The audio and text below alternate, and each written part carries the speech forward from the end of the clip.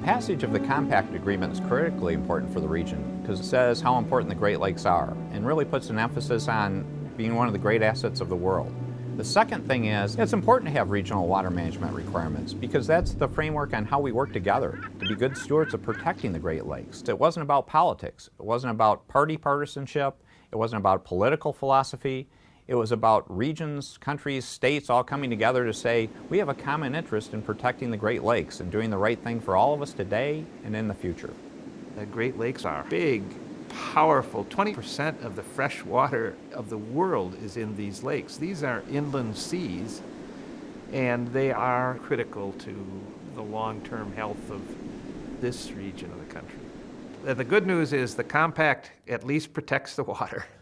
Just legally, that water can't be taken, but it did another thing, which was create the process for states to develop together benchmarks and data and information that can be used for the improvement of the Great Lakes.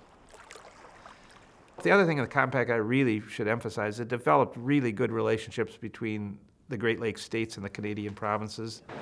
And that's a good thing, and to the extent the compact helps a lot of efforts go, in which Canada and the United States are working together on Great Lakes improvement. So the compact did a lot of good things. We just got to make sure the commitment continues. I think we feel confident in Ontario that we've achieved an agreement that is the kind of agreement we wanted, one that looks at protecting the waters of the Great Lakes. And that it's a benefit to us that the 8 Great Lakes states, in fact, are united on that same agreement because the need for water and water resources are still there. You know, the Great Lakes, there will always be, I would assume, people who see, well, we have this vast supply of water there. Why can't we get at it, or how do we get at it? But now, if people do try to do that, they now would be up against this compact that the 8 Great Lakes states have, which I think is a pretty strong barrier to being able to do anything that threatens the region.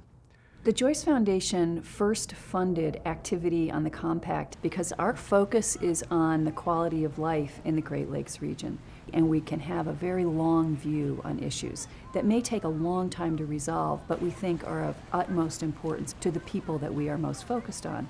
And we thought it was worth investing in the Great Lakes Governor's effort to provide a guide for how you protect a resource in a way that allows people from all ends of the political spectrum to come together. And it's a compact that's fairly comprehensive in terms of how the states and 2 provinces of Canada will use that power to protect the waters of the Great Lakes. And it was something that was a lot of hard work, a lot of time consuming, and a lot of my role was not to tell them what they had to do, but to help create an environment where people would appreciate each other so that they respected each other enough to be able to work on the difficult issues without blowing the thing apart.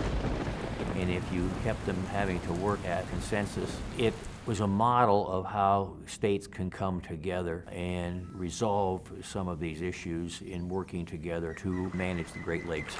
I got involved in the compact and the agreement as part of the advisory committee to help advise the parties that were negotiating the compact, called the working group, to build what we ultimately saw as one of the great goals, and that's durability.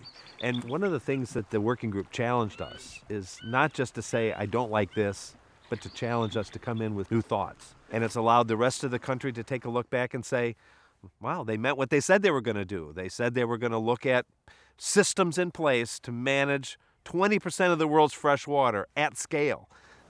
One of the simple phrases that we came to during the compact negotiations was, water in its place has value.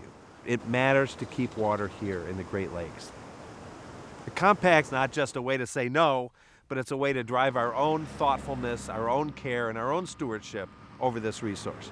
And I think the Compact Council and the agreement managed through the Council of Great Lakes Governors does an exceptional job at that. The Great Lakes Compact and the agreement means that we can tackle a challenge that a lot of people didn't think we could.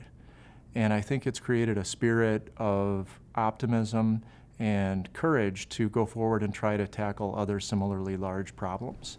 It was a springboard to what's become the Great Lakes Restoration Initiative, now something on the order of $2 billion in federal resources for protecting and restoring the Great Lakes. It's also, I think, created an environment where we've begun to work on how to encourage using water more efficiently, reducing waste, but also enabling water to be used in reasonable ways. So striking that balance was a key challenge around a range of issues. Another key outcome of the compact for U.S.-Canada relations is the importance of demonstrating that this region was galvanized by the compact agreement process. This was truly bringing together an arrangement across the border, 10 equal parties working together. And I think that demonstration is very positive for the U.S.-Canadian relationship. The Great Lakes have really shaped Ontario's way of life. They've shaped the economic opportunities that we create and that we have access to. They've defined our sense of natural heritage and the duty that we have to preserve that heritage for future generations. So it's in this way that the Great Lakes give us a regional identity that transcends all borders, enhances the benefits of our long-standing friendship with our American neighbors. And the Great Lakes Agreement and Compact builds on 200 years of collaboration and cooperation in order to make the whole region healthier and stronger and more prosperous. And we understand that with the benefits that we derive from our heritage as Great Lakes people, comes a responsibility to keep the basin's ecosystem healthy so that it can benefit future generations. We really very much appreciate the Council of Great Lake Governors' leadership on the implementation of both agreements. Ontario looks forward to continuing to work with its provincial and its state partners to implement our agreement and our commitments.